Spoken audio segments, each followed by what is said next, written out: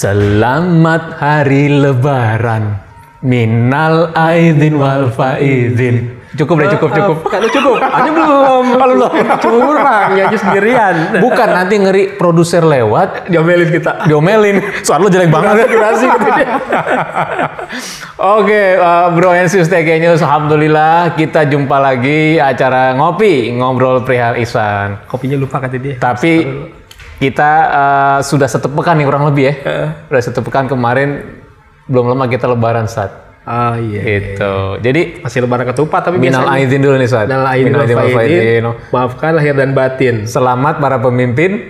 Rakyatnya bertambah miskin. Kayaknya pernah denger deh tuh.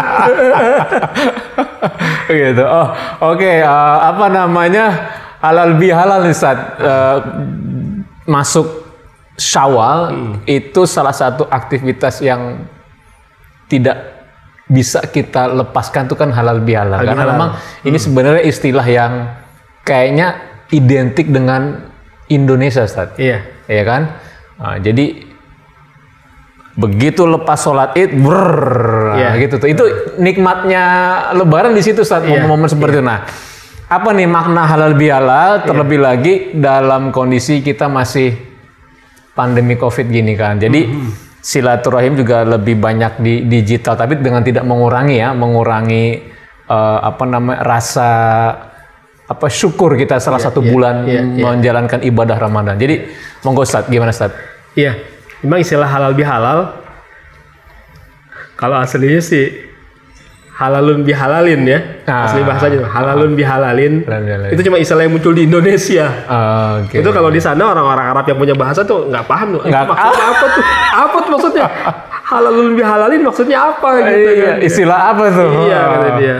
Gitu. Jadi memang waktu itu kan mulanya ketika Bung Karno ingin menyatukan para politisi masa itu kan yang berpecah belah. Betul. Dia ingin bikin di momen saat ini apa nih suatu istilah yang kemudian bisa menyatukan. Intinya terjadilah islah di antara sesama politisi ini. Betul. Lalu kemudian beliau bertanyalah kepada Kiai Haji Abdul Wahab Hasbullah. Nah inilah munculnya dari beliau istilah halal bihalal. Jadi bukan hanya sekadar mengumpulkan, merayakan, tapi sebenarnya ada keinginan bagaimana menyatukan.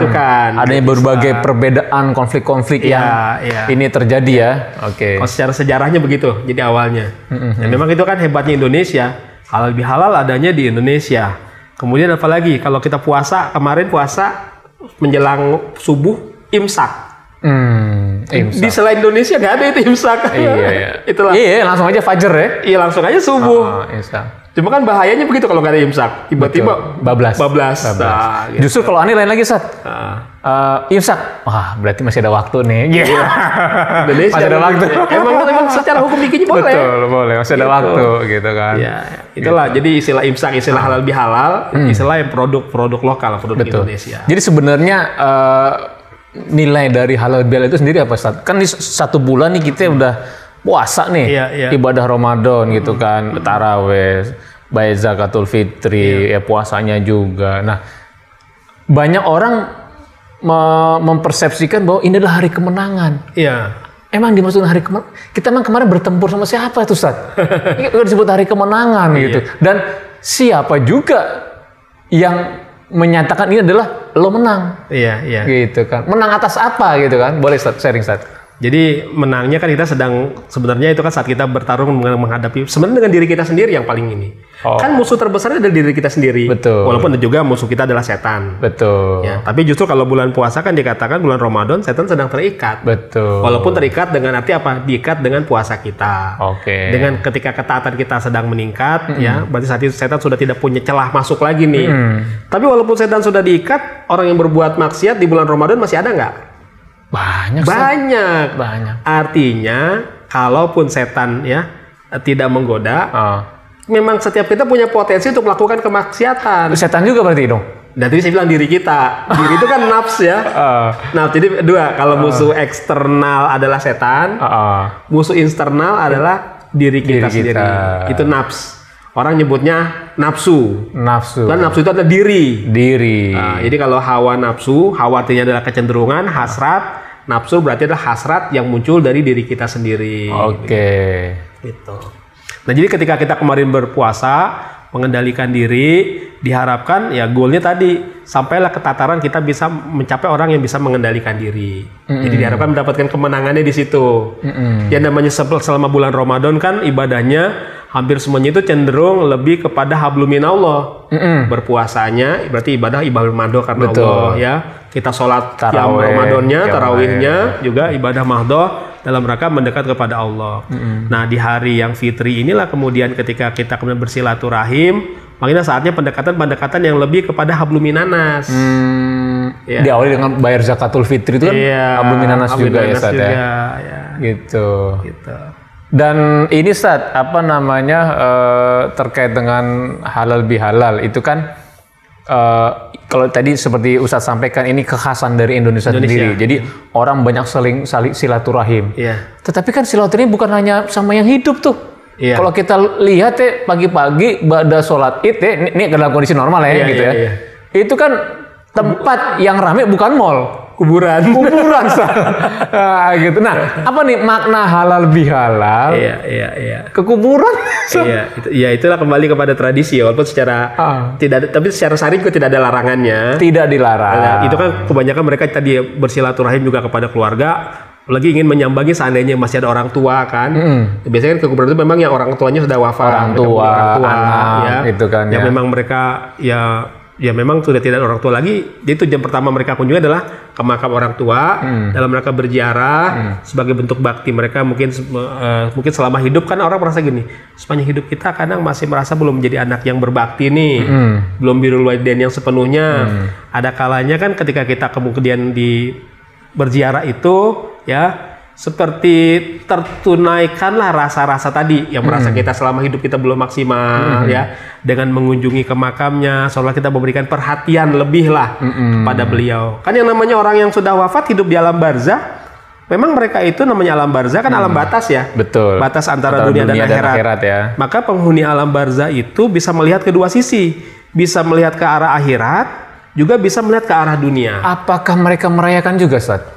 Yang mereka sih enggak gitu. Dalam artinya gini, ketika masuk setelah Ramadan, masuk Idul Fitri ada kebahagiaan, apakah mereka ikut merasakan kebahagiaan juga layaknya ini? Kebahagiaan yang mereka rasakan adalah ketika melihat anak keturunannya misalnya melakukan ketaatan kepada Allah. Kedukaannya adalah ketika melihat keturunannya melakukan kemaksiatan kepada Allah. Jadi ketika datang, wah ini anak turun datang berziarah, melakukan sunnah Rasulullah, lalu membaca Al-Quran, itu mendoakanku, gitu ya, itu memang ada kebahagiaan penghuni alam barzah. Seperti itu. Berarti begini, Ustaz ya, kalau kita selama Ramadan ini bisa maksimal melakukan ibadah gitu kan, ibadah kita, saumnya, puasanya, sholatnya, sedekah zakatnya, itu pasti kan orang tua kita yang sudah berpulang pasti kebagian. Setidaknya gini, merasa bersyukur. Apalagi tema pekan yang kemarin tuh, kalau ya Allah, jika Engkau akan memberikan ganjaran, limpahkan ganjarannya kepada itu, merasakan kebahagiaan juga. Kebahagiaan lebih lagi itu luar biasa itu. Jadi itulah halal bihalal itu. Kalau konteks yang sebenarnya kan memang kepada yang hidup dengan yang hidup nih. Betul. Apakah lebih utama hidup dengan yang hidup atau dengan yang sudah berpulang nih Ustaz? Kan suka ada banyak pertanyaan gitu yang didahulukan maksudnya gitu. Intinya adalah kalau dengan orang tua kita kan ibaratnya dengan yang mati, yang sudah wafat itu karena kaitannya dengan ruh bisa dilakukan kapanpun dan dimanapun. Betul. Tapi kalau misalnya dengan yang hidup kan kita pasti ada langkah waktunya. Kaki, ya. Nggak, juga ada waktunya gini. Betul. Kenapa orang setelah Lebaran? Karena saat sedang liburnya. Yang kemarin nggak pernah ketemu susah, sibuk kerja. Ini lagi di hari liburnya. Nah kita memanfaatkan tadi waktu liburnya. Betul. Karena kan Lebaran juga namanya Lebaran. Dan ada momentumnya ya saat itu orang sedang bahagia semua gitu lagi ya. Lebaran kan lagi lebar. Habis laburan, lebar badannya. Lebar, libur, labur, apalagi tuh. Iya, kayak ustadznya nih lebar. Nah, berarti begini Ustaz, maksud saya gini nih. Berarti kalau dengan yang masih hidup, itu kan perlu, kalau menurut saya nih, berarti perlulah didahulukan. Karena tadi, karena masalah waktu, ada momentum, dan yang ketiga, memang harus nggak bisa kita dengan menjamin mata kita minta maaf atau mungkin kita mendoakan, tapi harus amprokan, tatap muka, melihat benar-benar kalau kita punya salah kita harus benar-benar mendapatkan pernyataan, iya lo gue maafin lah kasar gitu. Tapi kalau dengan keluarga yang sudah wafat, ba'da sholat pun kita dengan memberikan suratul Fatihah itu masih bisa sambil jalan ya. Gitu ya. Seperti itu. Makanya itulah kecenderungannya. Selain sholat id kan langsung rame tuh. Iya, tukang bunga udah berjejer. Kemana-mana gitu kan, keluarga kerabat dekat. Biasanya kan tetangga terdekat dulu. Betul. Nah, keluarga terdekat, kemudian siapa keluarga yang paling dituakan. Biasanya di titik sentral tempat berkumpul semua keluarga di situ. Nah, kalau kondisi yang sekarang saat masih era pandemi gini kan, kita masih hangat nih, baru beberapa hari Ramadan.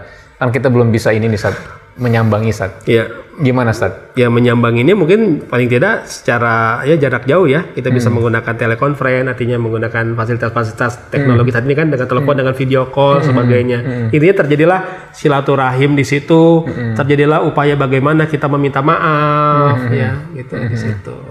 Jadi kalau dalam perspektif tasawuf gimana Sat terkait dengan pemaafan tadi kan ini menarik nih. Iya. Karena kan gini, yang menarik ini banyak orang itu minta maaf loh. Tapi kok seringnya ngulangin lagi, gitu kan? Sebenarnya ada juga, udah lo nggak usah minta maaf, tetapi lo udah gue maafin. Nah kadang-kadang kan ini sesuatu yang belum tersampaikan juga. Nah jadi melihat fenomena banyak orang membuat kesalahan, banyak orang yang mungkin dizolimi. Bagaimana sebenarnya dalam kacamata tasawuf itu terkait dengan proses pemaafan seperti ini? Jadi ada dua konteks ya, tadi ada yang minta maaf dan yang memaafkan. Ya, meminta maaf dan memaafkan. Ada kalanya orang berbuat salah tapi tidak mau minta maaf. Ada. Betul. Ada orang sudah minta maaf tapi tidak dimaafkan. Tidak dimaafkan. Itu dua-duanya kasus tuh. Betul. Ya dua-duanya kasus kan. Betul. Yang terbaik adalah ketika kita melakukan kesalahan kita minta maaf. Segera minta maaf. Tidak perlu menimbang. Gue bener dia yang salah. Intinya kan yang penting dengan minta maaf itu terjadinya islah, terjadinya silaturahim kembali. Biasanya kalau terjadi masalah kan ada gerenggang nih, gerenggang. Ini kan perlu orang yang mau berinisiatif memulai duluan.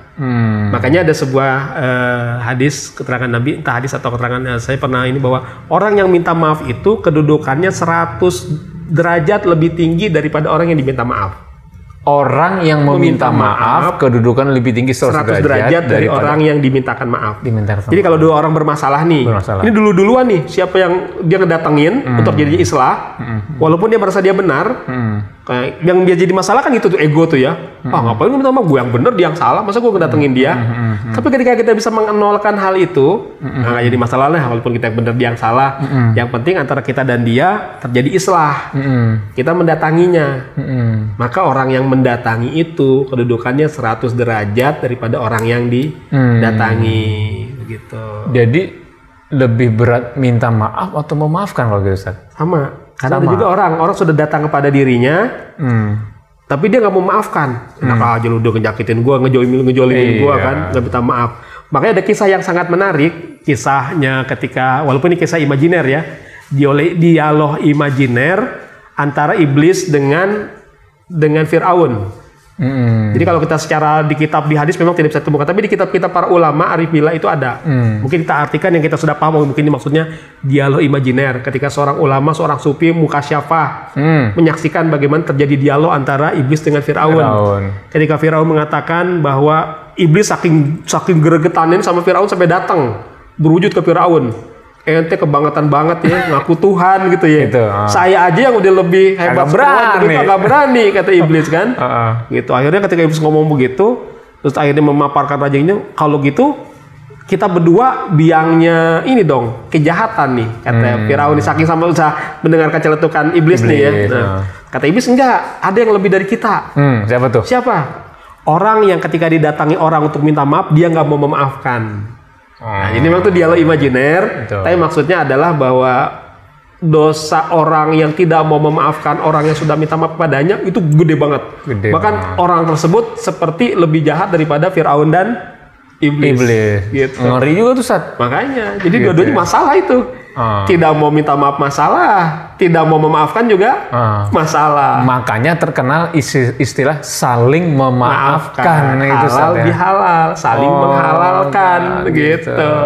Ini udah minta maaf belum sama Menti nih? Belum kayaknya. Belum ya kalau gitu. Sebenarnya sih produser ini harus minta maaf sama kita. Kopi nggak disediain.